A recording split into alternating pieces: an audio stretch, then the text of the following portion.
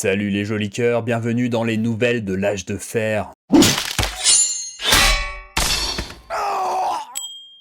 Flash spécial côté vestiaire, le sport moderne aime parler de discipline. La sueur, le travail, le dépassement, le choc des titans, les hommes élevés par l'effort. Très bien, mais derrière le rideau, on trouve parfois autre chose. Contrôle, substance, suspension, enquête. La modernité et son hypocrisie en short de compression. Côté MMA, Basile Hafez a été suspendu 1 an après un test positif à une substance interdite. Et côté boxe, c'est Laurence Okoli qui devait affronter Tony Yoka à Paris. Combat annulé, résultat antidopage défavorable, rideau.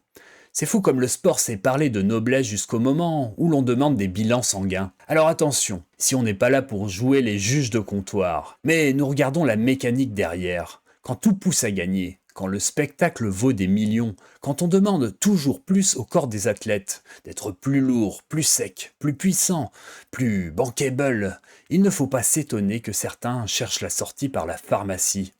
L'époque veut du naturel, mais en haute performance, du sain, mais dans l'extrême, du courage, mais seulement s'il est rentable. Bref, elle veut des hommes augmentés, vivement que les bras robots rentrent dans le ring.